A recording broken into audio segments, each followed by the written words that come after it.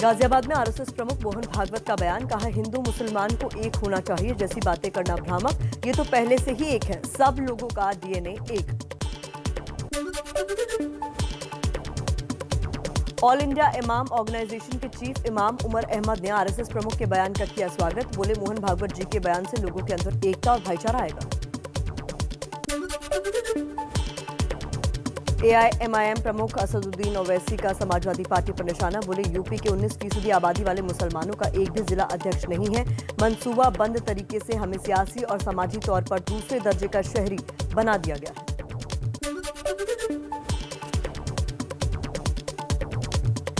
BSP अध्यक्ष मायावती का कांग्रेस पर बड़ा हमला। कांग्रेस को सी से कनिंग यानी धूर्त पार्टी कहा। पहले कांग्रेस ने बीएसपी को बी का मतलब बीजेपी बताया था। महासचिव प्रियंका गांधी ने नेतृत्व में यूपी में विधानसभा चुनाव लड़ेगी कांग्रेस। प्रदेश अध्यक्ष अजय लल्लू ने कहा, एसपी बीएसपी के बिना हमारी पार्टी लड़ने में सक्षम। मथुरा में कांग्रेस के प्रशिक्षण शिविर में कटा बवाल। पश्चिमी यूपी की महिला कांग्रेस अध्यक्ष प्रीति तिवारी के साथ बदसलूकी के आरोप के बाद हंगामा। यूपी के सीएम योगी आदित्यनाथ ने 150 करोड़ की परियोजनाओं का शिलान्यास किया। बोले, 2017 और 14 के पहले कोरोना महामारी आई होती तो क्या हाल होता। आरजेडी के स्थापना दिवस की सिल्वर जुबली आज। लंबे समय बाद कार्यकर्ताओं को वर्चुअली संबोधित करेंगे बिहार के पूर्व सीएम लालू यादव। खराब सेहत की वजह से दिल्ली में बेटी मीसा भारती के घर हैं लालू। स्थापना दिवस की पूर्व संध्या पर तेजस्वी यादव पार्टी के दफ्तर में दीप प्रज्वलित किया। बोले, लालू जी जन जन के नेता हैं। वो राज्य ही नहीं बल्कि देशवासियों के दिल में रहते हैं। गरीब, पीड़ित और अति वंचितों की आवाज है। पटना में आरजेडी दफ्तर पर लगे पोस्टर। लालू राबड़ी के साथ चमक रहा है तेजस्वी का चेहरा, लेकिन लालू के बड़े बेटे तेज प्रताप और बेटी मीसा भारती की तस्वीरें गायब। सवाल पर बोले पार्टी प्रवक्ता, भाई भाई में लोग लड़ाई लगाना चाहते हैं।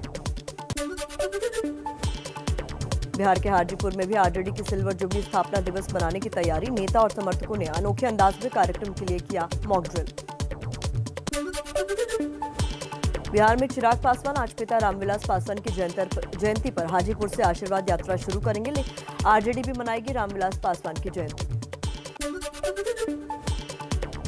दूसरी तरफ चिराग के चाचा पशुपति पारस का गुट पटना में एलजेपी दफ्तर में रामविलास पासवान की जयंती पर समारोह आयोजित करेगा। कार्यक्रम में बड़ी संख्या में कार्यकर्ताओं की जुटाने की तैयारी। एबीपी न्यूज पर बोले, चिराग पासवान, नीतीश कुमार ने मेरी पार्टी को तोड़ने का काम किया। नीतीश सरकार ज्यादा दिन नहीं चलेगी। बिहार में विवाद के बीच दिल्ली पहुंचे समाज कल्याण मंत्री मदन सहनी। कहा, निजी काम से आया हूं, हर हाल में नीतीश के साथ थे, हैं और रहेंगे। सहनी ने इस्तीफे की पेशकश की थी, आज भी कायम है। महाराष्ट्र विधानसभा का मानसून सत्र आज से शुरू होगा। सत्र के हंगामेदार रहने के आसार। बीजेपी ओबीसी आरक्षण, मराठा आरक्षण और किसानों के मुद्दे पर विधानसभा के बाहर आंदोलन करेगी। महाराष्ट्र के विधानसभा सत्र पर देवेंद्र फडणवीस का बयान। कहा, जिस तरह से वसूली के मामले आ रहे हैं उससे बचने के लिए सरकार केवल 2 दिनों का सत्र बुला रही है। महाराष्ट्र विधानसभा सत्र शुरू होने से पहले पूर्व सीएम देवेंद्र फडणवीस का बड़ा बयान। कहा, शिवसेना से मतभेद हो सकते हैं लेकिन हम दुश्मन नहीं हैं। परिसीमन आयोग की बैठक से पहले श्रीनगर में राजनीति हलचल तेज। फारूक अब्दुल्ला के घर गुपकार अलायंस की अहम बैठक। सूत्रों के मुताबिक परिसीमन आयोग से मुलाकात की रणनीति पर हुआ विचार। बंगाल के नेता विपक्ष शुभेंदु अधिकारी और सॉलिसिटर जनरल तुषार मेहता की मुलाकात पर सियासत तेज। आज राष्ट्रपति से मिलेंगे टीएमसी सांसद महुआ मोइत्रा और सुखेंदु राय। चलिए आगे बढ़ते हैं, कुछ और खबरें आपको दिखा देते हैं फटाफट अंदाज में। उत्तराखंड के 11वें मुख्यमंत्री बने पुष्कर सिंह धामी। राजभवन में राज्यपाल बेबी रानी मौर्य ने दिलाई शपथ। राज्य के सबसे युवा सीएम बने हैं धामी। धामी के साथ 11 मंत्रियों ने भी शपथ ली। सतपाल महाराज, हरक सिंह रावत, बंशीधर भगत, यशपाल आर्य समेत कई के नाम शामिल। कई मंत्रियों ने 4 साल में तीसरी बार शपथ ली है। सीएम पद की शपथ लेने के बाद पुष्कर सिंह धामी ने युवाओं को रोजगार देने का वादा किया। कहा, मैं उत्तराखंड की समस्याओं को जानता हूं, समाधान के लिए लोगों के बीच जाऊंगा। मुख्यमंत्री बनते ही एक्शन में पुष्कर सिंह धामी, शपथ लेने के 3 घंटे बाद ही बुलाई कैबिनेट की पहली बैठक। शपथ से पहले बीजेपी के वरिष्ठ नेताओं से नाराज होने की खबर आई थी। यशपाल आर्य के घर बैठक भी हुई, लेकिन शपथ समारोह में सभी ने कहा कोई नाराजगी नहीं है। पुष्कर सिंह धामी ने वरिष्ठ नेताओं की नाराजगी को नकारा, बोले कोई नाराज नहीं था, बेवजह मुद्दा बनाया गया। एबीपी न्यूज से बोले उत्तराखंड प्रदेश अध्यक्ष मदन कौशिक, कोई भी नहीं है नाराज, सब नेतृत्व के फैसले से खुश हैं। पीएम मोदी, गृह मंत्री अमित शाह और बीजेपी अध्यक्ष जेपी नड्डा ने पुष्कर सिंह धामी और मंत्रियों को बधाई दी। पीएम ने ट्विटर पर लिखा, उत्तराखंड की प्रगति और समृद्धि के लिए काम करने वाली टीम को शुभकामनाएं। संयुक्त किसान मोर्चा के विपक्षी दलों को चेतावनी, कहा संसद में कृषि कानून के खिलाफ बोले विपक्ष के नेता। 22 जुलाई से संसद भवन के बाहर प्रदर्शन करेंगे किसान संगठन। रोहतक में किसान नेता राकेश टिकैत का इशारा, बंगाल की तर्ज पर पंजाब और यूपी चुनाव में बड़ी भूमिका निभा सकते हैं किसान। जींद में भारतीय किसान यूनियन की महापंचायत में 9 प्रस्ताव हुए पास। पंजाब विधानसभा चुनाव और हरियाणा पंचायत नगर पालिका चुनावों में बीजेपी और जेजेपी समर्थन वाले उम्मीदवारों के विरोध का फैसला। ईडी के नोटिस के खिलाफ महाराष्ट्र के पूर्व गृह मंत्री अनिल देशमुख ने सुप्रीम कोर्ट में अर्जी दी। अनिल देशमुख को आज ईडी के सामने पेश होना है। प्रधानमंत्री मोदी आज दोपहर 3 बजे कोविन ऐप ग्लोबल कॉन्क्लेव के जरिए संदेश देंगे। भारत के अलावा कई देशों में सेवाएं दे रहा है कोविन ऐप। दिल्ली के मुख्यमंत्री अरविंद केजरीवाल की मांग, डॉक्टरों को मिले इस साल का भारत रत्न। पीएम मोदी को लिखी चिट्ठी, कोरोना काल में जान गंवाने वाले डॉक्टरों को दी जाए श्रद्धांजलि। आज पूर्व केंद्रीय मंत्री और लोक जनशक्ति पार्टी के पूर्व अध्यक्ष रामविलास पासवान की जयंती है। निधन के बाद पासवान की पहली जयंती पर उनके बेटे और एलजेपी सांसद चिराग पासवान भावुक होते हुए नजर आए।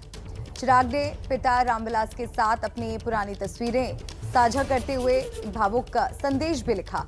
आपको बता दें कि आज बिहार की राजनीति में रामविलास पासवान को लेकर हलचल रहने वाली है और ये तस्वीरें आपको दिखा रहे हैं, ये वही तस्वीरें हैं जो चिराग ने अपने पिता के साथ शेयर की हैं और इन तस्वीरों को शेयर करते हुए अपने पिता के नाम एक संदेश भी लिखा है। तो आज का दिन काफी महत्वपूर्ण माना जा रहा है। चिराग अपने पिता की जयंती के अवसर पर हाजीपुर लोकसभा क्षेत्र से आशीर्वाद यात्रा की शुरुआत करने वाले हैं और अब आपको बताते हैं कि चिराग ने आखिर ट्वीट में क्या लिखा है। हैप्पी बर्थडे पापा जी, आपकी बहुत याद आती है। मैं आपको दिए वादे को पूरा करने की पूरी कोशिश कर रहा हूं। आप जहां कहीं भी हैं, मुझे इस कठिन परिस्थिति में लड़ते देख आप भी दुखी होंगे। आप ही का बेटा हूं, हार नहीं मानूंगा। मैं जानता हूं आपका आशीर्वाद हमेशा मेरे साथ है। लव यू पापा जी। बिहार की राजनीति में आज खूब शोर शराबा और हलचल रहने वाली है। मामला वारिस, विरासत और सियासत का है। बिहार में सियासी के सुपर सोमवार के सारे समीकरण इन्हीं 4 तस्वीरों में सिमटे हैं। चारा घोटाला से रिहा होने के बाद पहली बार लालू यादव सार्वजनिक कार्यक्रम में हिस्सा लेंगे। दूसरी तरफ पासवान के विरासत को लेकर चिराग और पारस गुट में धर्म युद्ध होगा, तो वहीं जेडीयू लालू राज के 15 साल की याद ताजा करवाएगा। लालू यादव की पार्टी आरजेडी आज अपना 25वां स्थापना दिवस मना रही है। इस मौके पर रिहाई के बाद पहली बार लालू नीतीश सरकार के खिलाफ कार्यकर्ताओं में जोश भरेंगे। लालू अगले 1 साल का रोड मैप भी रखेंगे। साथ ही रामविलास पासवान की जयंती मनाकर नए समीकरण साधने की कोशिश भी होगी। जबकि सुबह 10:50 पर रामविलास पासवान को श्रद्धांजलि दी जाएगी, जबकि दोपहर करीब 1:15 बजे लालू वीडियो कॉन्फ्रेंसिंग के जरिए कार्यकर्ताओं से बात करेंगे। आदरणीय राष्ट्राध्यक्ष लालू जी वर्चुअली जो है आप सब लोगों से संवाद करने का काम करेंगे। बिहार की जनता को संदेश देने का काम करेंगे।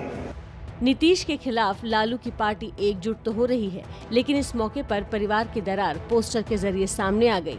पटना में लगे पोस्टर से आरजेडी विधायक तेज प्रताप और लालू की बड़ी बेटी राज्यसभा सांसद मीसा भारती की तस्वीर गायब होने पर सवाल उठ रहे हैं। कई मौकों पर श्री तेज प्रताप जी ने कहा है कि हमारे अर्जुन है तेजस्वी यादव जी, वो कृष्ण है और भाई भाई में लोग लड़ाई लगाना चाहते हैं।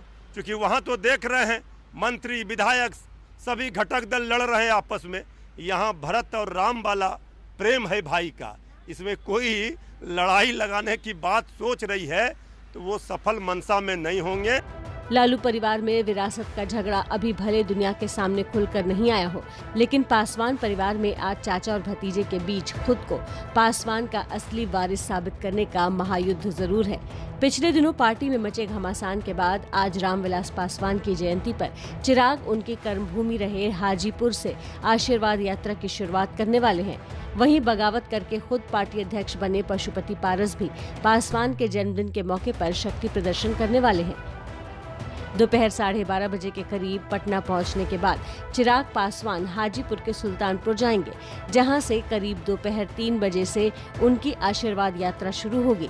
करीब 2 महीने तक चलने वाली ये यात्रा बिहार के हर जिले से होकर गुजरेगी। इस यात्रा का एक ही मकसद है कि जनता को ये समझाना कि चाचा पशुपति पारस ने चिराग के साथ धोखा किया है और रामविलास के राजनीतिक वारिस चिराग ही हैं।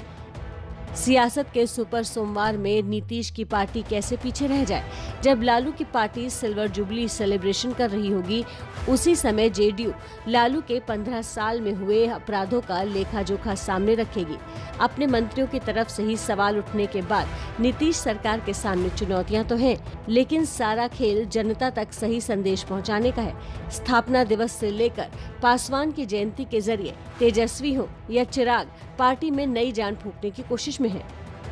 यूपी चुनाव से पहले योगी सरकार ताबड़तोड़ उद्घाटन और शिलान्यास की तैयारी में है।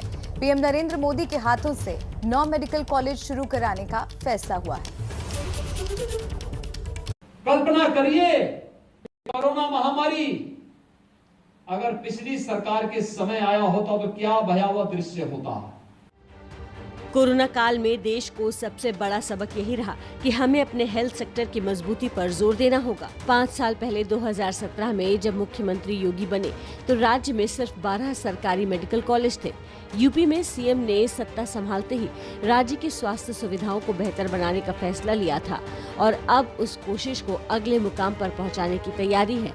याद करिए 2017 के पहले बीआरडी मेडिकल कॉलेज पूर्वी उत्तर प्रदेश का एकमात्र मेडिकल कॉलेज था। वहां पर भी सुविधाएं नहीं थी। जुलाई से लेकर अक्टूबर तक सैकड़ों बच्चों की मौत हो जाती थी मस्तिष्क ज्वर से। हम लोग आंदोलन करते थे, बिजली नहीं मिलती थी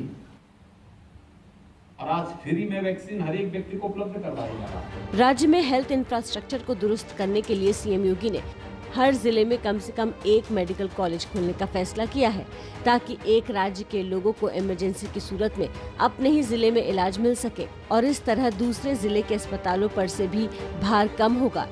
इसी के तहत 9 जुलाई को पीएम मोदी के हाथों यूपी में बने 9 नए मेडिकल कॉलेज का उद्घाटन कराने की तैयारी है। देवरिया, एटा, फतेहपुर, गाजीपुर, हरदोई, जौनपुर, मिर्जापुर, प्रतापगढ़ और सिद्धार्थनगर जिले में मेडिकल कॉलेज तैयार हैं। इसके बाद राज्य में मेडिकल कॉलेजों की कुल संख्या 48 हो जाएगी। हालांकि प्रधानमंत्री कार्यालय से फिलहाल उद्घाटन की तारीख तय नहीं हुई है, लेकिन उद्घाटन जब भी होगा पीएम मोदी नए मेडिकल कॉलेज के डॉक्टरों को, कर्मचारियों को अपने हाथों नियुक्ति पत्र भी देंगे। फिलहाल नए मेडिकल कॉलेजों में 70% मेडिकल स्टाफ की भर्ती की प्रक्रिया चल रही है। कोरोना काल में जिस तरह से देश की स्वास्थ्य व्यवस्था की पोल खुली, उसके बाद योगी सरकार की ये कोशिश जरूर चुनावों में बड़ा खेल कर सकती है। पुष्कर सिंह धामी उत्तराखंड के नए सीएम तो बन गए हैं, लेकिन उनके सामने चुनौतियों के 5 बड़े पहाड़ खड़े हैं। शपथ ग्रहण से पहले ही इनमें से एक सबसे बड़ी चुनौती पार्टी के भीतर की नाराजगी को झेलना पड़ा है। आगे और कौन कौन सी चुनौतियों से उन्हें जूझना बाकी है, इस रिपोर्ट के जरिए समझिए। वैसे तो उत्तराखंड के मुख्यमंत्री बने पुष्कर सिंह धामी के सामने पहाड़ जैसी कई चुनौतियां हैं, लेकिन सबसे पहली चुनौती उन्हें बारिश ने दे डाली, जिसकी वजह से तय वक्त से आधे घंटे पहले ही उन्हें मुख्यमंत्री पद की शपथ लेनी पड़ी।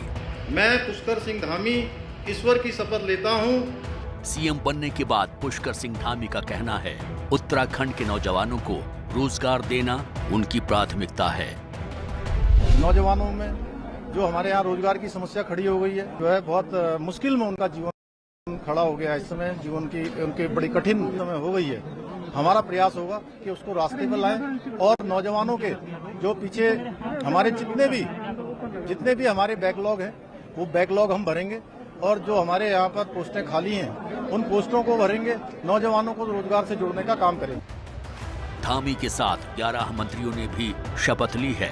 मंत्री बनने वालों में सतपाल महाराज, हरक सिंह रावत, बंशीधर भगत, यशपाल आर्य, बिशन सिंह चुफाल, सुबोध उनियाल, अरविंद पांडे, गणेश जोशी, धन सिंह रावत, रेखा आर्य और यतीश्वर आनंद हैं। पुष्कर सिंह धामी उत्तराखंड के 11वें मुख्यमंत्री बन तो गए हैं, लेकिन उनके सामने कई चुनौतियां मुंह बाए खड़ी हैं। सबसे बड़ी चुनौती तो उन्हें पार्टी के अंदर से ही मिल रही है। शपथ ग्रहण से पहले ही कई नेताओं की नाराजगी की खबरें सामने आई। नए सीएम से नाराज रहने वालों में सतपाल महाराज, बिशन सिंह चुफाल और धन सिंह रावत के नाम सामने आए थे, लेकिन शायद मंत्री पद मिलने के बाद सबकी नाराजगी दूर हो गई। एबीपी न्यूज संवाददाता नीरज पांडे ने इस बारे में जब सतपाल महाराज से पूछा तो सुनिए उनका क्या जवाब था। नाराजगी नहीं, हम लोग तो शामिल हो गए ना। ऐसा कहा जा रहा हो गए तो नाराजगी कहाँ रही? नहीं, ऐसा कुछ नहीं है। हम शामिल हो गए हैं तो निश्चित रूप में हमारा समर्थन है और सारे हमारे जितने भी देवतुल्य कार्यकर्ता हैं मिलकर के काम करेंगे तो निश्चित रूप में हमें फतेह होगी। सीएम बनने के बाद पुष्कर सिंह धामी ने ऐसी किसी भी नाराजगी के होने से इनकार कर दिया। उनका कहना था कि कोई भी नाराज नहीं था। कोई नाराज नहीं था, ये आप लोगों ने ही बना रखा था उनको नाराज। सर एक सवाल है कि सर कोई नाराज दिखा क्या आपको यहाँ? धामी भले ही कह रहे हैं कि कोई नाराज नहीं है, लेकिन ऐसा है नहीं। पार्टी के भीतर नाराजगी उनके लिए सबसे बड़ी चुनौती साबित होने वाली है। कांग्रेस भी इस पर चुटकी लेने से पीछे नहीं रही। स्थितियां सामने आ रही हैं, उसमें तो वहीं पर जो है सब कुछ गड़बड़ है भाजपा में। है हम तो चुनौती, अगर जो चुनौती भी है हम चुनौती स्वीकार करेंगे। और बात सही भी है, धुआं वहीं उठता है जहां आग होती है। पुष्कर सिंह धामी के लिए इस वक्त मुख्य रूप से 5 बड़ी चुनौतियां हैं, जिनसे पार पाना उनके लिए आसान नहीं रहने वाला है। पहली चुनौती, सीनियर नेताओं को साथ लेकर चलना। दूसरी चुनौती, पार्टी के भीतर पैदा हुई नाराजगी से निपटना। तीसरी चुनौती, अगले साल विधानसभा चुनाव की चुनौती। चौथी चुनौती, देवस्थानम बोर्ड विवाद की चुनौती। पांचवी चुनौती, 4 धाम यात्रा शुरू करने की चुनौती।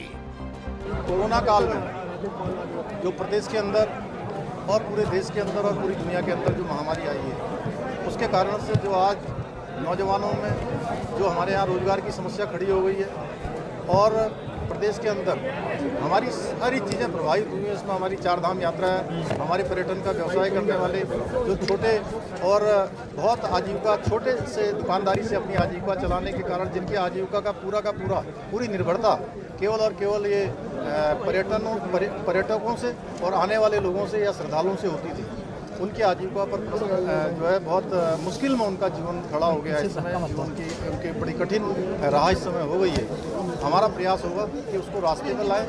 4 धाम यात्रा शुरू कराने की चुनौती तो है ही, इसके अलावा उत्तराखंड देवस्थानम बोर्ड के गठन को लेकर पिछले कई महीनों से गतिरोध चल रहा है, जो पुष्कर सिंह धामी के लिए टेढ़ी खीर साबित होने वाला है। बोर्ड के गठन को लेकर चारों धाम के पुजारी काफी दिनों से विरोध में हैं।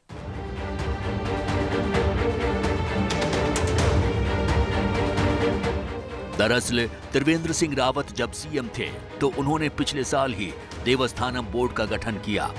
सरकार की तरफ से दलील ये दी गई, इससे मंदिरों के रखरखाव, यात्रियों को मिलने वाली सुविधाओं में बेहतरी होगी। लेकिन गठन के बाद से ही चारों धामों के पुजारी और दूसरे लोग इसका विरोध कर रहे हैं। चारों धाम की जय।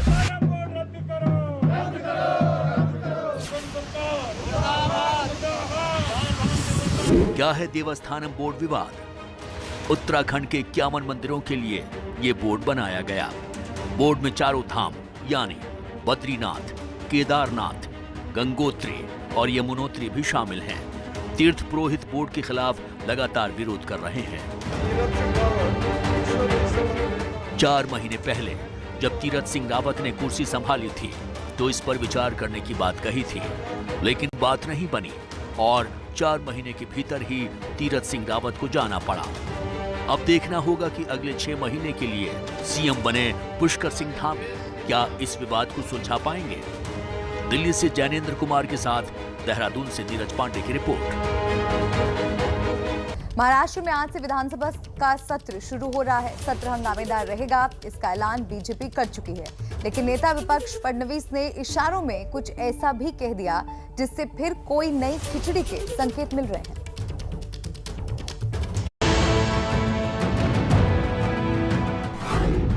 पहले कोरोना की मार,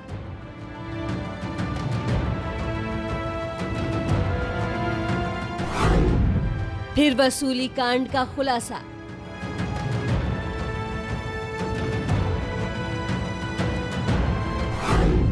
उसके बाद तूफान का तांडव।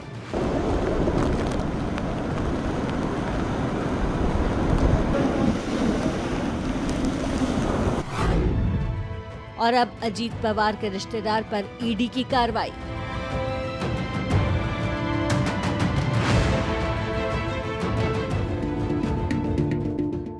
मुख्यमंत्री पद संभालने के बाद उद्धव ठाकरे के सामने एक के बाद एक परेशानी पेश आ रही है और ताजा परेशानी आज विधानसभा सत्र शुरू होने के पहले बीजेपी खड़ी करने वाली है।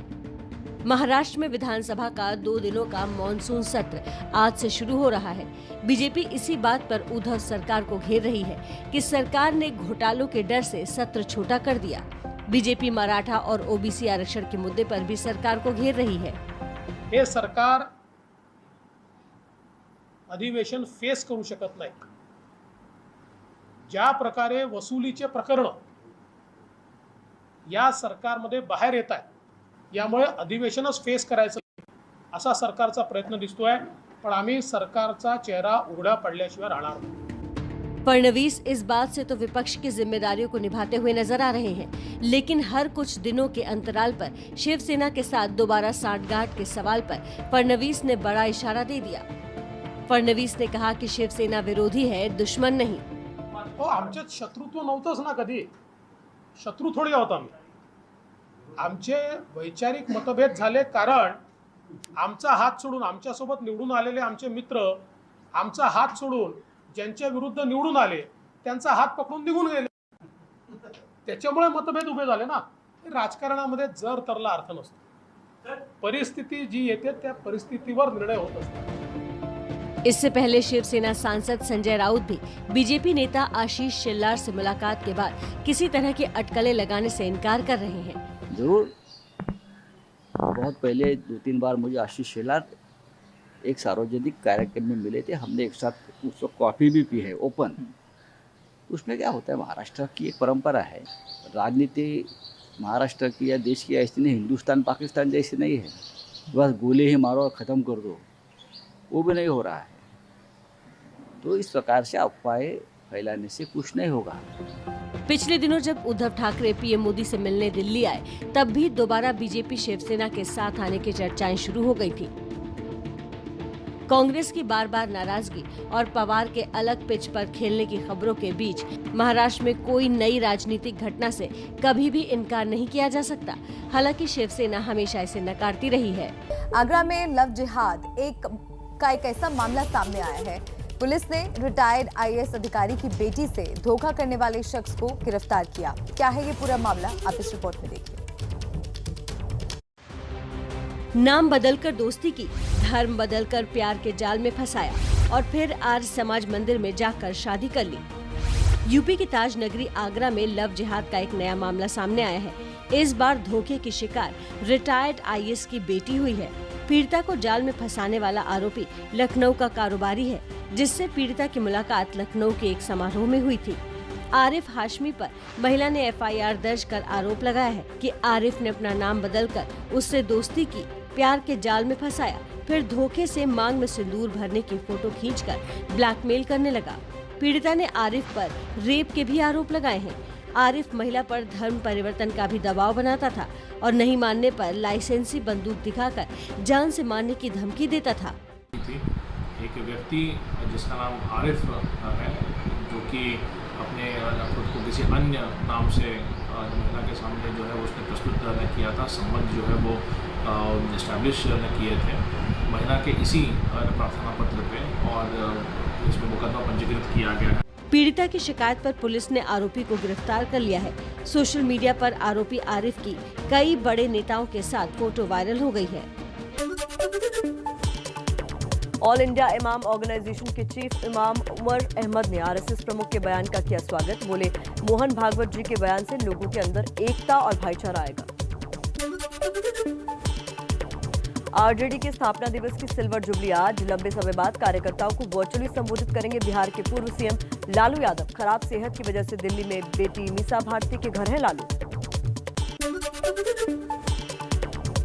स्थापना दिवस की पूर्व संध्या पर तेजस्वी यादव पार्टी के दफ्तर में दीप प्रज्वलित किया। बोले, लालू जी जन जन के नेता हैं। वे राज्य ही नहीं बल्कि देशवासियों के दिल में रहते हैं। गरीब, पीड़ित और अति वंचितों की आवाज है लालू। पटना में आरजेडी दफ्तर पर लगे पोस्टर। लालू राबड़ी के साथ चमक रहा है तेजस्वी का चेहरा, लेकिन लालू के बड़े बेटे तेज प्रताप और बेटी मीसा भारती की तस्वीरें नदारद। सवाल पर बोले पार्टी प्रवक्ता, भाई भाई में लोग लड़ाई लगाना चाहते हैं। बिहार के हाजीपुर में भी आरजेडी के सिल्वर जुबली स्थापना दिवस मनाने की तैयारी। नेता और समर्थकों ने अनोखे अंदाज में कार्यक्रम के लिए किया मॉक ड्रिल।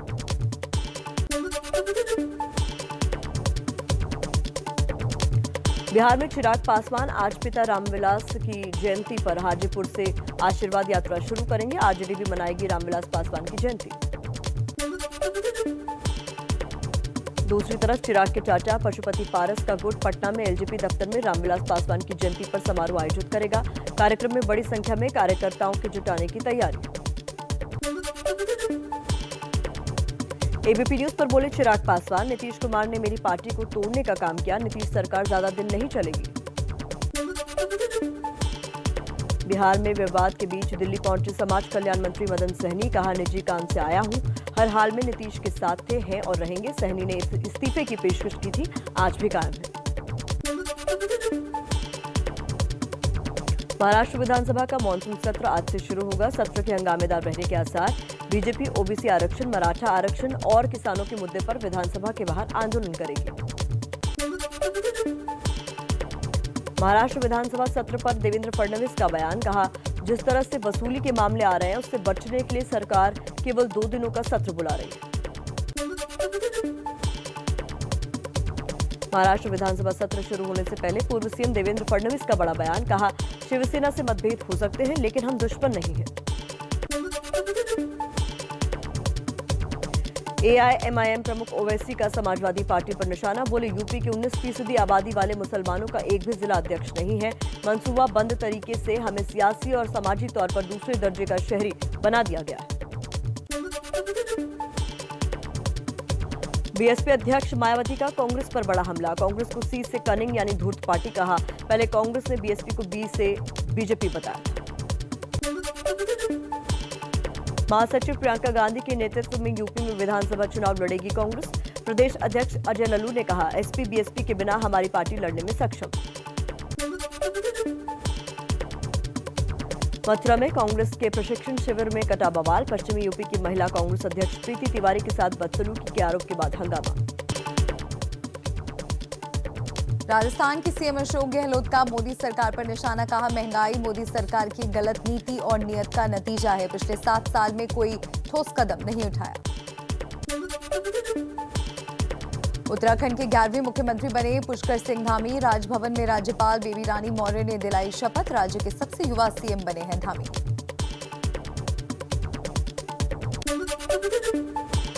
धामी के साथ 11 मंत्रियों ने भी शपथ ली। सतपाल महाराज, हरक सिंह रावत, बंशीधर भगत, यशपाल आर्य समेत कई के नाम शामिल। कई मंत्रियों ने 4 साल में तीसरी बार शपथ ली है।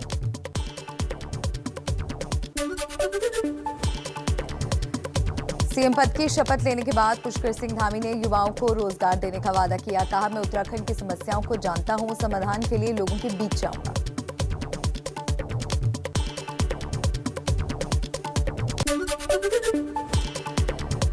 मुख्यमंत्री बनते ही एक्शन में पुष्कर सिंह धामी। शपथ लेने के 3 घंटे बाद ही बुलाई कैबिनेट की पहली बैठक।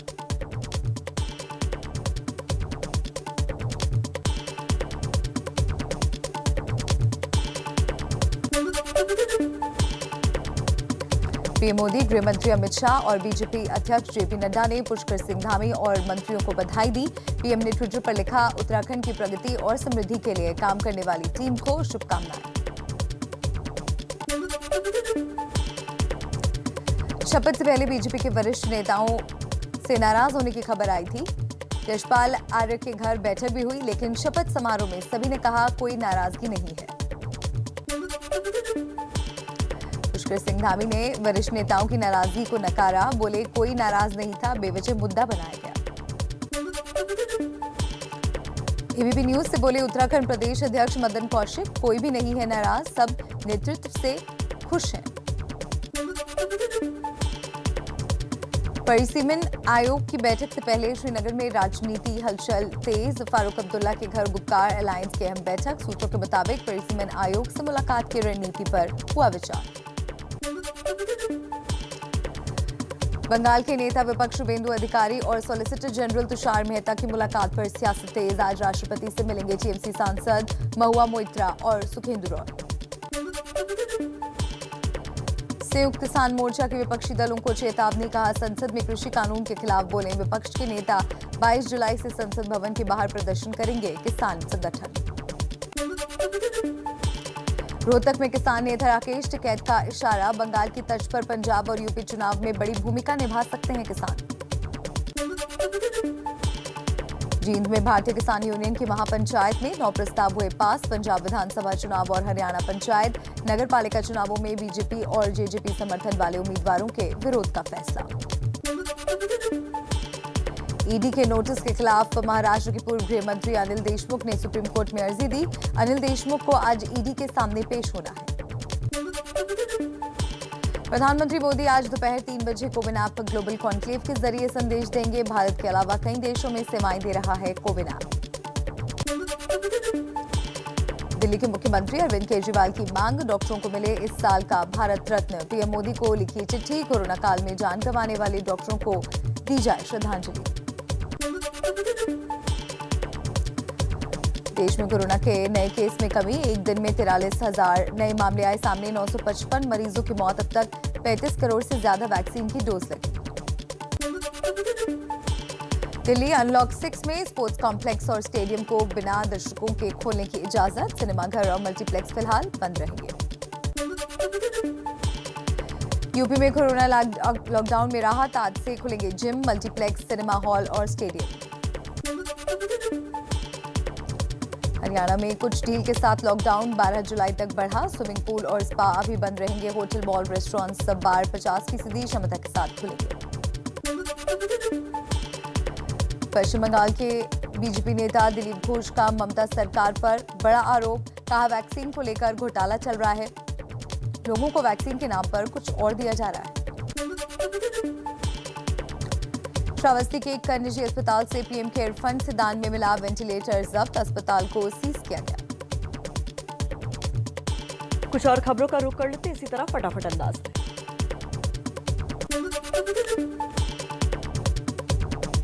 यूपी के पूर्व मुख्यमंत्री कल्याण सिंह की तबीयत बिगड़ी। लखनऊ के लोहिया संस्थान से संजय गांधी पीजीआई शिफ्ट किया गया।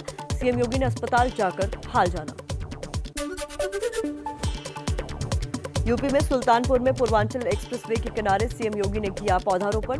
वन महोत्सव के तहत एक दिन में योगी सरकार का 25 करोड़ पौधे लगाने का लक्ष्य। गोरखपुर में वन महोत्सव के तहत 50 लाख पौधे लगाए गए। यूपी के समाज कल्याण मंत्री रमापति शास्त्री ने दिवंगत वनकर्मियों के स्मारक का किया लोकार्पण। उन्होंने वृक्ष लगाओ कोरोना भगाओ का मंत्र दिया। अयोध्या के अमावा राम मंदिर में निःशुल्क लॉकर सुविधा का उद्घाटन किया गया। मंदिर में कुल 200 लॉकर की सुविधाएं श्रद्धालुओं को मिलेंगी।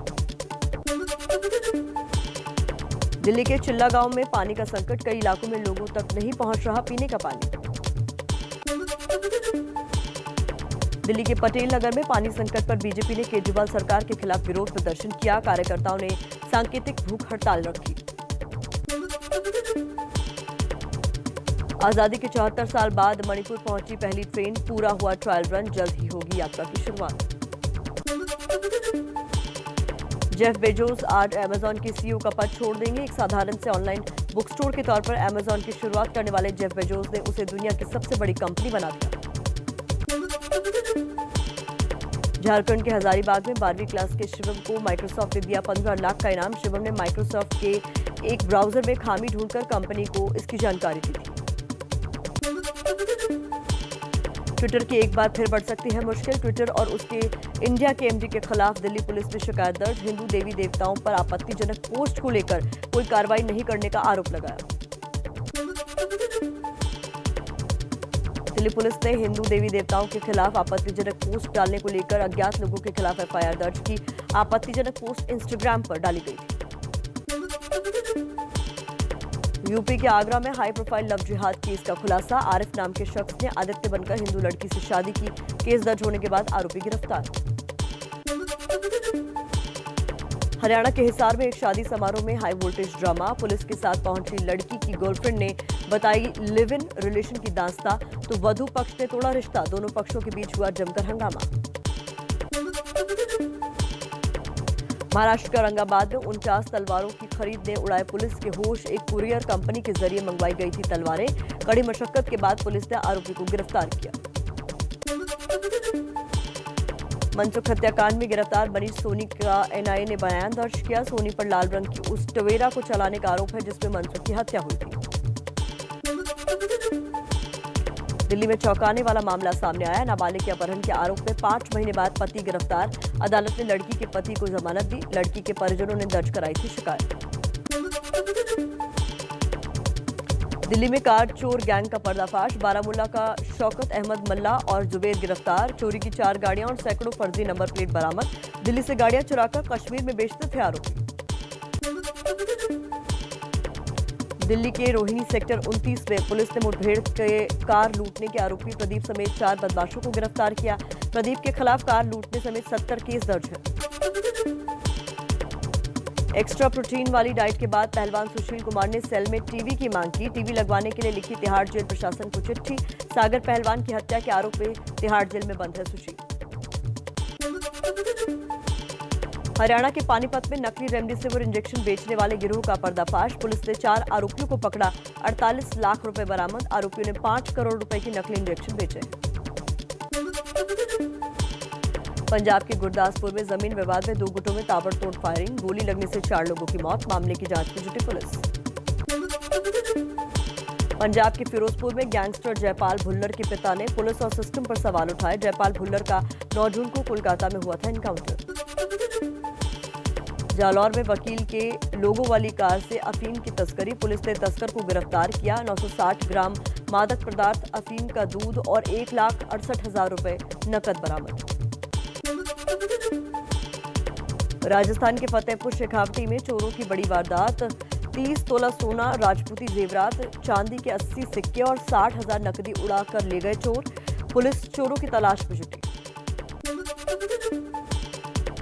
लखनऊ में बीएसपी के पूर्व सांसद दाऊद अहमद की करोड़ों की लागत से बन रही बहुमंजिला इमारत पर चला प्रशासन का बुलडोजर।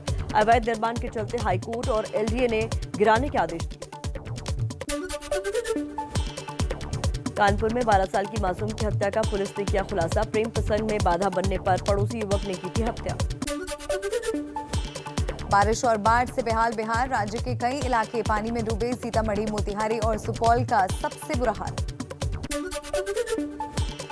उत्तर बिहार समेत नेपाल में लगातार हो रही भारी बारिश से पूर्वी चंपारण के कई इलाकों में बाढ़ का खतरा बढ़ा। कई पुल और सैकड़ों घरों को हो रहा है नुकसान।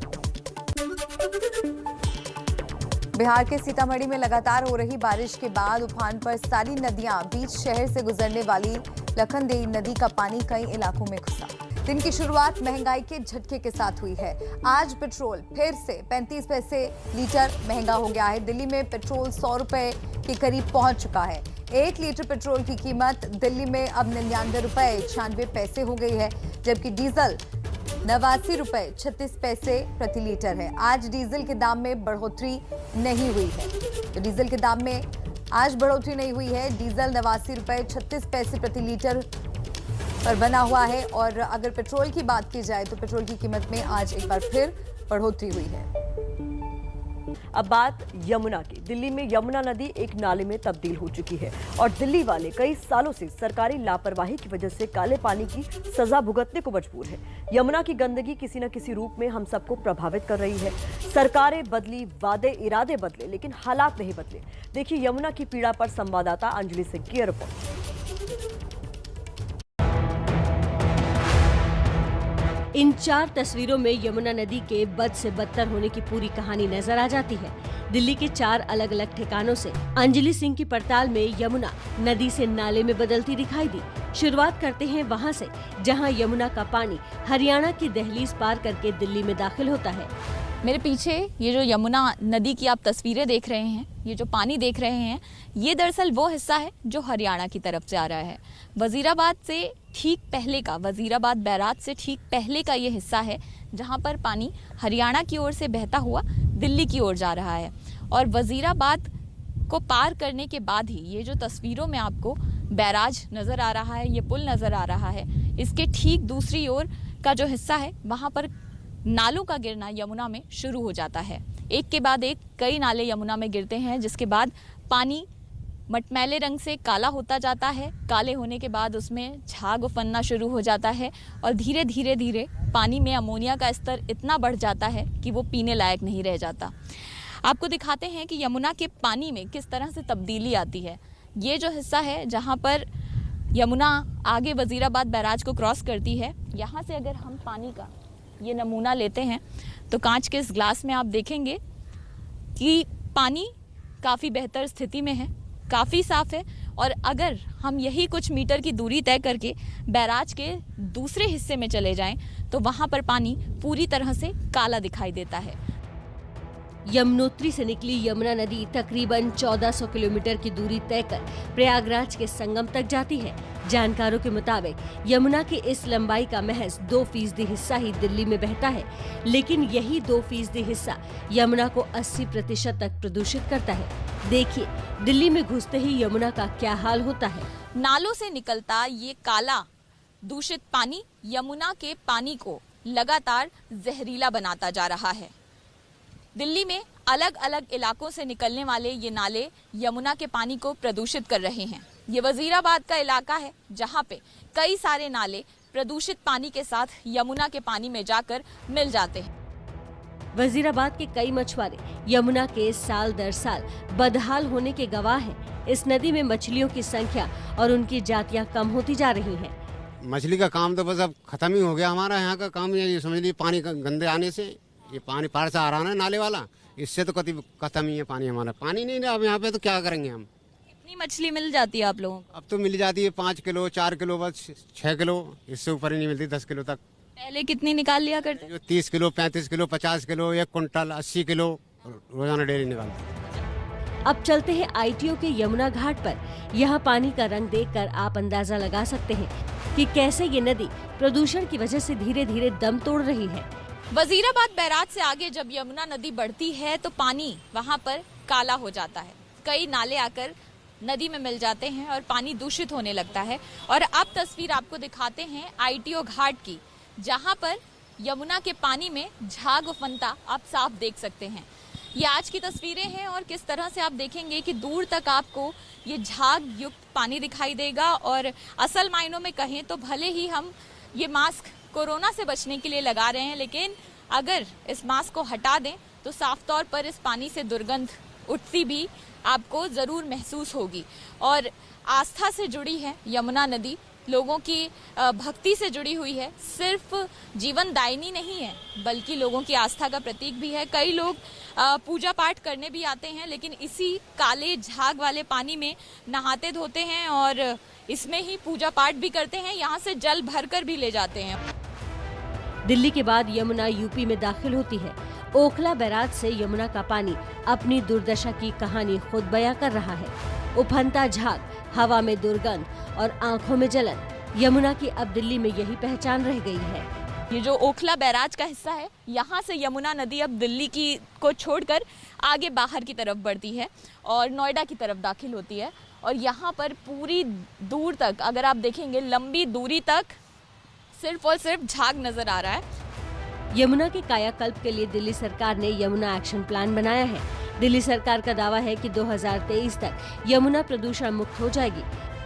1994 के बाद से Yamuna action plan phase 1, phase 2, phase 3 जिसमें कि करीब 4000 से लेकर 5000 करोड़ रुपए खर्च हो चुके हैं और उसके बावजूद भी यमुना की हालत तो बद से बदतर ही हुई।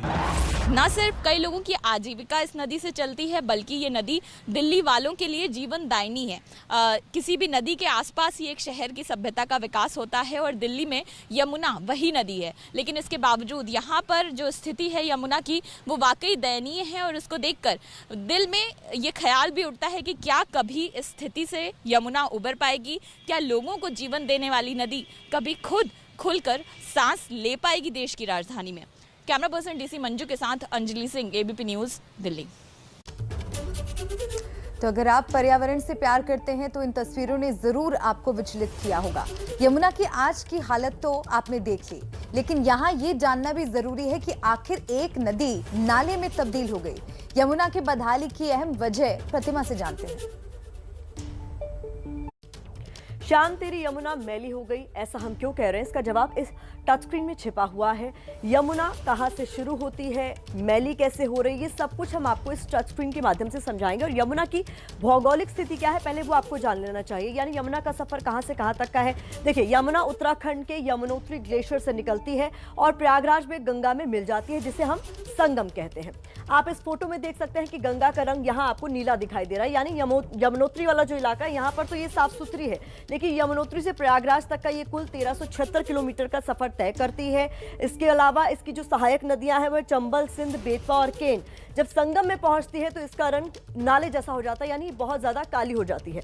अब हम आपको बताते हैं कि आखिर यमुना में जहर कहां जाकर घुलता है। तो देखिए, उत्तराखंड से आ रही यमुना हरियाणा होते ही दिल्ली में दाखिल होती है। माना यही जाता है कि ये दिल्ली में दूषित होती है, लेकिन इसके साथ खिलवाड़ हरियाणा से ही शुरू हो जाता है। हरियाणा के सोनीपत पे उद्योगों से छोड़ा जा रहा अमोनिया यमुना के पानी को बेहद दूषित कर देता है, यानी यहाँ से प्रदूषण शुरू हो जाता है।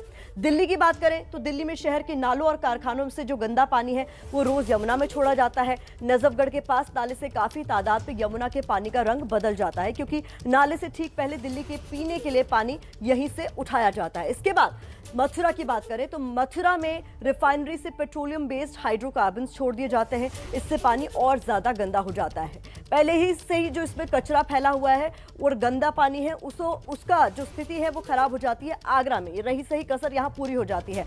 आगरा में शहर और कारखानों का गंदा पानी यमुना में गिरता है, जिसके बाद यमुना इतनी ज्यादा प्रदूषित हो जाती है कि इसके किनारे आप 2 मिनट खड़े नहीं रह सकते, क्योंकि प्रदूषण की वजह से इसमें बहुत ज्यादा बदबू बढ़ जाती है। आपको याद होगा कि पिछले साल फरवरी में जब अमेरिका के तत्कालीन राष्ट्रपति डोनाल्ड ट्रंप ताजमहल देखने आए थे तो मेहमान को यमुना की बदबू न आए इसके लिए इसमें टैंकर से पानी डलवाया गया था। तो जिस नदी में शाम कभी खेला करते थे, जिससे लोगों की आस्थाएं जुड़ी हुई हैं, आज वो इतनी गंदी हो गई है, इतनी ज्यादा दूषित हो गई है, इसे देश की सबसे प्रदूषित नदी कहा जाने लगा है। शुक्रिया प्रतिमा। और चलिए अब हमारे साथ जुड़ रही है हमारी संवाददाता अंजलि सिंह और पर्यावरणविद आनंद आर्य। आनंद आर्य जी के पास जाएंगे, लेकिन सबसे पहले अंजलि आपके पास आ रही हूं, क्योंकि आपने जो रिपोर्ट तैयार की है, जो दर्शकों तक हमने पहुंचाई है, यकीनन कई सवाल उस रिपोर्ट से खड़े होते हैं। आपके अनुभव से मैं जानना चाहूंगी कैसा आपने महसूस किया और क्या लगता है आपको कि किस स्तर तक इसके लिए जागरूकता जरूरी है?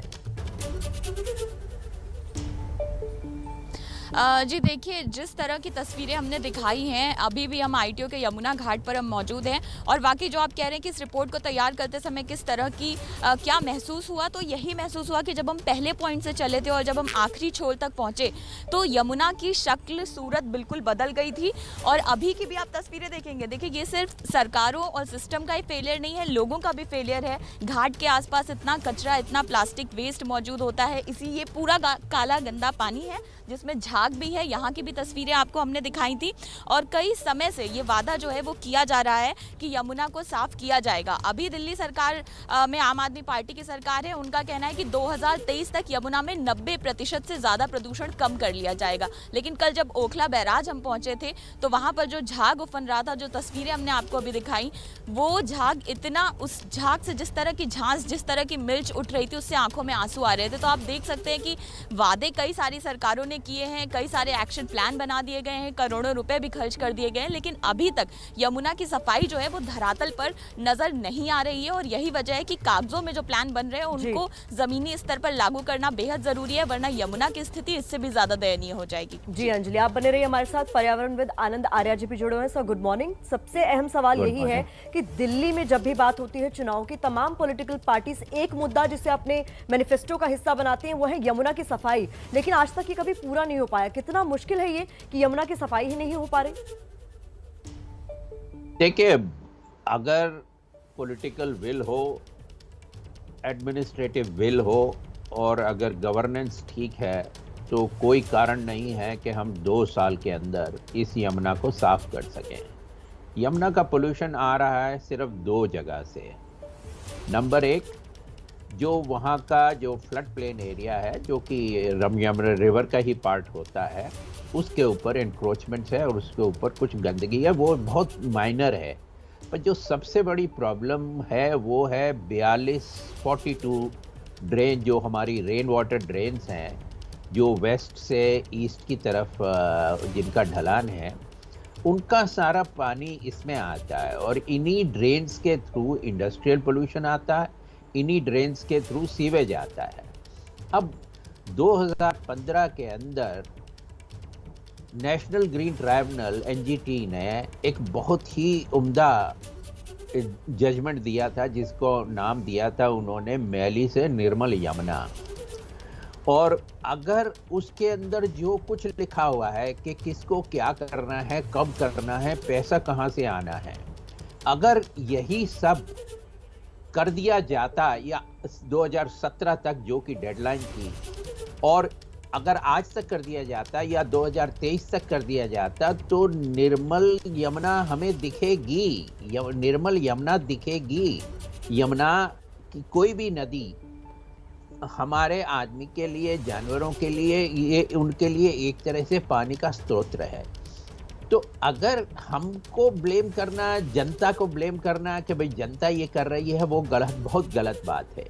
जबकि एक सीधी सी बात है, आजकल इंडस्ट्रियल पोल्यूशन रोकने के लिए दिल्ली सरकार के पास पूरी पावर्स हैं जिसमें सेंट्रल गवर्नमेंट डिस्टर्ब नहीं कर सकती, इंटरफेयर नहीं कर सकती। इसी तरह जब NGT का एक ऑर्डर आपके पास आ गया है कि आप ये करेंगे और इस तारीख तक करेंगे और यहाँ पे करना है आपको, तो उसके बाद दिल्ली गवर्नमेंट का इस काम को ना करना उनकी कंप्लीट, एक तरह से मैं ये कहूँगा कि कंप्लीट डेरेलिक्शन ऑफ ड्यूटी है, और जिसके लिए अनफॉर्चुनेटली हमारी जुडिशरी भी एक एक्सटेंट तक रिस्पॉन्सिबल है, क्योंकि वो अपने जजमेंट इंप्लीमेंट नहीं करवा रहे। अगर मैं NGT का चेयरमैन होता तो इस समय दिल्ली के जितने सीनियर ब्यूरोक्रेट्स हैं जो और पॉलिटिशियंस हैं जो इसके लिए रिस्पॉन्सिबल हैं यमुना को क्लीन करने के लिए, वो शायद इस समय बैठ के तिहाड़ जेल के अंदर नाश्ता कर रहे होते। आनंद आर्या जी, अगर आप हमें कम शब्दों में ये समझा सकें कि अगर हम अभी नहीं समझे या अगर अभी कोई कड़े कदम नहीं उठा पाए तो आगे चल के स्थिति कितनी भयावह हो सकती है? खतरा कितना बड़ा है? भयावह हो, खतरा इतना बड़ा है कि सिर्फ यमुना ही दूषित नहीं है, और जो यमुना से जो पानी हमारी एक्विफर्स के अंदर जो अंडरग्राउंड वाटर है, जो जहाँ पे ये सारा पानी जाता है, रिश्ता तो है ही है, चाहे वो गंदा पानी हो चाहे साफ पानी हो। जबकि ये जो रेत के जो हमारे नदी के नीचे रेत और रॉक होती है, जो रॉक बेड होता है, वो साफ करता है पानी को बहुत एक्सटेंट तक। पर अगर ये जो नसें हैं अगर ये दूषित हो गई तो ये तो एक तरह से आपका ह्यूमन बॉडी में जैसे ब्लड कैंसर हो जाता है, ये उस तरह का ब्लड कैंसर पूरी दिल्ली के अंदर फैल जाएगा। दिल्ली के पानी के अंदर, नसों के अंदर ये गंदा पानी बैठ जाएगा, और फिर आप जहां से भी पानी उठाएंगे, क्योंकि आज की डेट में भी 60% पानी। बिल्कुल सर, वो हमने तस्वीरों में देखा भी। बहुत शुक्रिया आनंद आर्या जी आपका, अंजलि आपका भी हमारे साथ जुड़ने के लिए। तो जो पर्यावरणविद है उन्होंने साफ कह दिया, अगर आपके पास विल पावर है तो महज 2 साल में यमुना मैली से निर्मल हो सकती है। बस एक्शन लेने की जरूरत है, काम करने की जरूरत है। आप देख रहे हैं नमस्ते भारत। बर्थडे पर केक काटने की तस्वीरें तो आपने खूब देखी होंगी, लेकिन एक अनोखी तरह की तस्वीर के बारे में आपको बताते हैं। दरअसल बर्थडे पर तलवार से बीजेपी सांसद के केक काटने का फोटो वायरल हुआ। और इस तस्वीर के वायरल होने के बाद विपक्ष लगातार सवाल उठा रहा है। क्या है ये पूरा मामला और विपक्ष किन आरोपों को आधार बनाकर ये सवाल उठा रहा है, देखिए।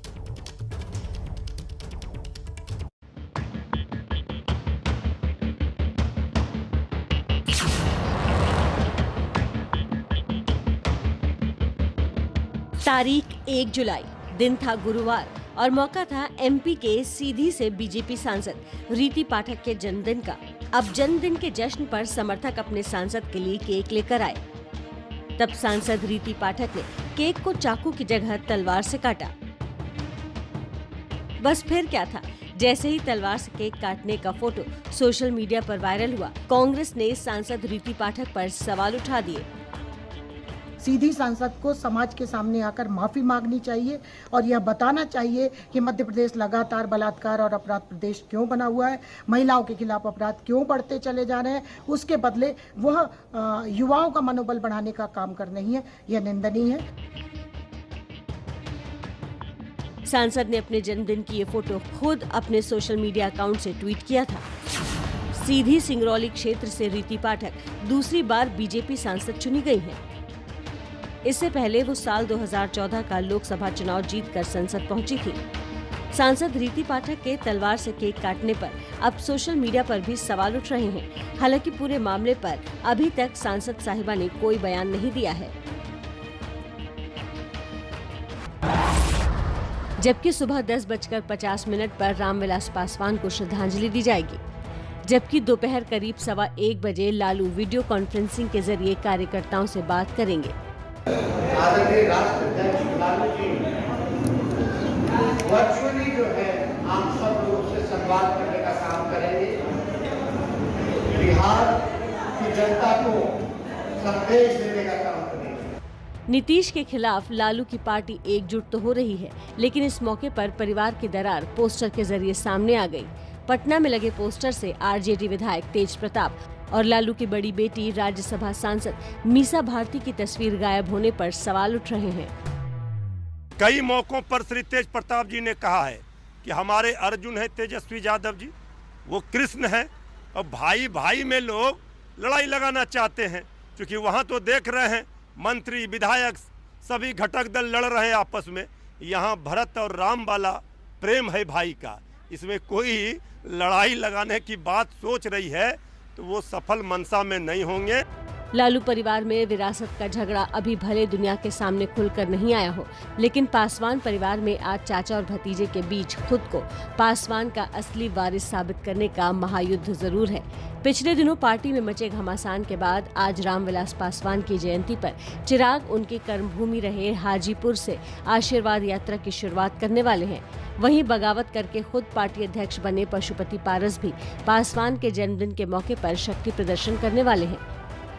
दोपहर 12:30 बजे के करीब पटना पहुंचने के बाद चिराग पासवान हाजीपुर के सुल्तानपुर जाएंगे, जहां से करीब दोपहर 3 बजे से उनकी आशीर्वाद यात्रा शुरू होगी। करीब 2 महीने तक चलने वाली ये यात्रा बिहार के हर जिले से होकर गुजरेगी। इस यात्रा का एक ही मकसद है कि जनता को ये समझाना कि चाचा पशुपति पारस ने चिराग के साथ धोखा किया है और रामविलास के राजनीतिक वारिस चिराग ही हैं। सियासत के सुपर सोमवार में नीतीश की पार्टी कैसे पीछे रह जाए। जब लालू की पार्टी सिल्वर जुबली सेलिब्रेशन कर रही होगी, उसी समय जेडीयू लालू के 15 साल में हुए अपराधों का लेखा जोखा सामने रखेगी।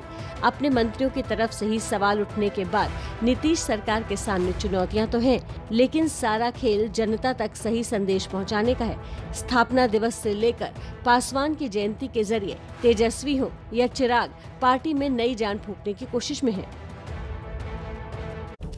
तो बिहार के 2 बड़े दल, दोनों में आज बड़ी हलचल। इसी पर ज्यादा अपडेट के लिए हमारे साथ बिहार ब्यूरो के चीफ प्रकाश कुमार जुड़ गए, उनका रुख कर लेते हैं। प्रकाश, मुझे याद है 2020 के चुनाव में बड़ी इमेज कॉन्शियस दिखाई दे रही थी आरजेडी, क्योंकि तेजस्वी के पोस्टर्स में कहीं पर भी लालू यादव का चेहरा नहीं था। और एक बार फिर उनके वापस आने के बाद वर्चुअल संबोधन भले ही स्थापना दिवस के मौके पर हो रहा हो, लेकिन एक बार फिर से पोस्टर पर लालू की वापसी, परिवार के 2 लोगों का गायब होना, ये सब इन सब के सियासी मायने क्या समझे जाए? देखिए, एक बात तो तय है कि बगैर लालू के बिहार में सियासत की धुरी नहीं देखी जा सकती है, लोग नहीं समझ सकते हैं। जब भी आरजेडी का नाम आएगा, लालू यादव का ही नाम आएगा। तेजस्वी यादव भले अपनी संघर्ष के जरिए कोशिश कर रहे हैं, आकर्षण में युवा के आकर्षण का केंद्र भी बन रहे हैं, पर दूसरी तरफ उन्हें चुनौती मिलने वाली है चिराग पासवान से, क्योंकि बार बार तेजस्वी यादव लगातार कह रहे हैं कि चिराग पासवान अगर उनके साथ आना चाहे तो आ सकते हैं, लेकिन चिराग ने अब तक कोई संकेत नहीं दिए हैं जिसकी वजह से ये कहा जा सके कि दोनों पार्टियां अभी एक होने वाली है। दूसरी तरफ लालू यादव के पोस्टर्स की जहां तक बात है, ये बात साफ था कि लालू यादव पर जंगल राज का एक तगमा लगा हुआ था जिसे हटाने की वो कोशिश कर रहे थे। चुनाव में ये बता रहे थे कि तेजस्वी यादव ही सब कुछ होंगे, लालू यादव कुछ भी नहीं होंगे।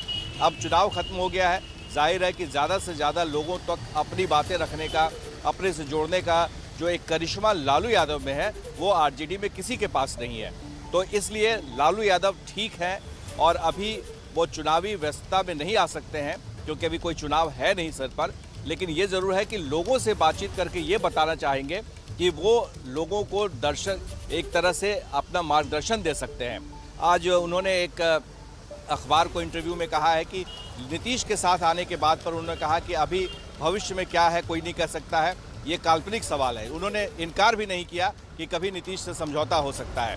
तो एक बात तो तय है कि सियासत में कभी भी कहीं उलटफेर हो सकता है और यही कुछ देखने को मिल रहा है कि बिहार की राजनीति में एक तरफ चिराग पासवान यात्रा पर निकल रहे हैं, आशीर्वाद यात्रा पर निकल रहे हैं, वो अपनी बुनियाद फिर से ठीक करने की कोशिश कर रहे हैं, तो दूसरी तरफ तेजस्वी यादव लालू यादव के जरिए लोगों तक पहुंचने की कोशिश कर रहे हैं। जी प्रकाश, जिस आशीर्वाद यात्रा की आपने बात की, अपने पिता की जयंती के अवसर पर चिराग पासवान यहां से आज शुरुआत करने वाले हैं अपनी यात्रा की, आशीर्वाद यात्रा की, लेकिन अभी अगर वर्तमान में बात की जाए तो उस क्षेत्र का प्रतिनिधित्व खुद पशुपति पारस कर रहे हैं और ऐसा लग रहा है कि उनके इस निर्णय से पारस गुट में नाराजगी भी है। तो ये वर्चस्व की लड़ाई में आपको किसका पलड़ा भारी दिख रहा है? देखिए, फिलहाल चिराग पासवान जरूर कमजोर पड़े हैं, लेकिन वो गणित में, अंक गणित में, और वो भी संसदीय क्षेत्र में अगर देखा जाए तो पशुपति पारस के पहले रामविलास पासवान की ही वो कर्मभूमि रही और वहीं से वो लगातार चुनाव जीतते भी रहे हैं।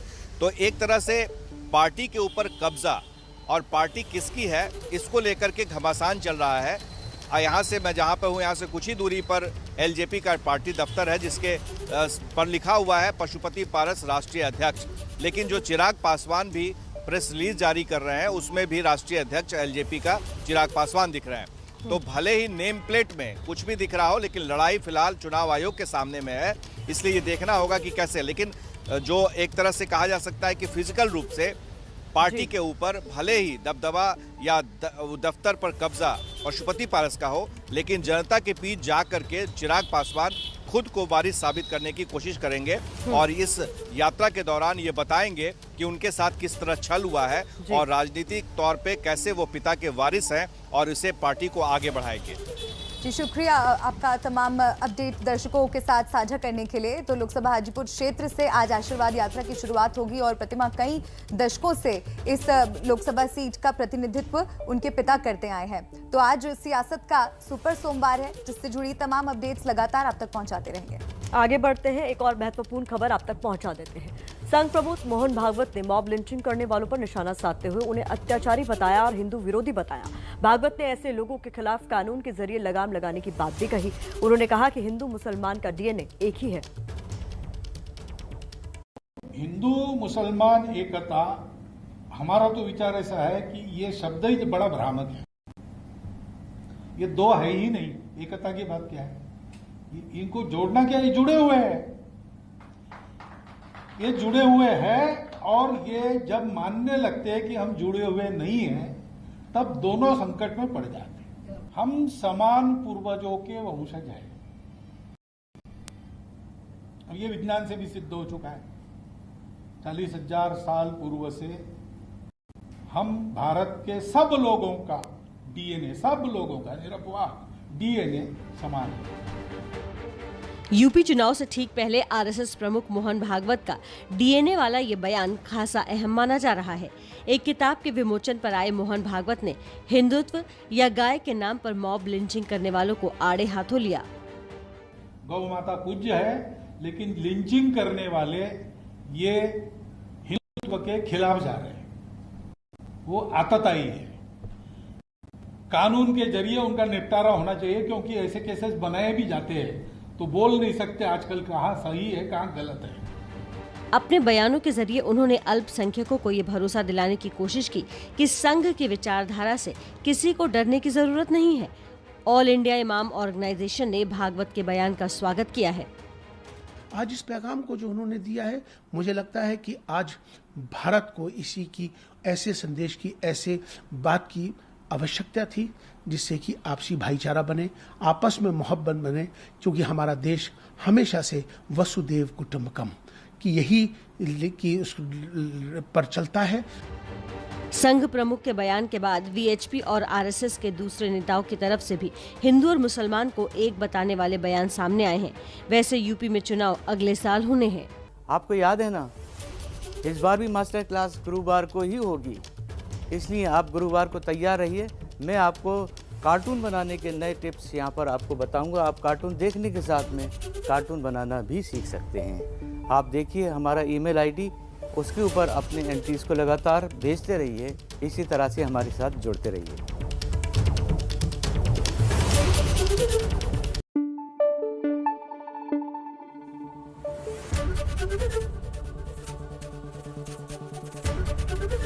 एबीपी न्यूज आपको रखे आगे।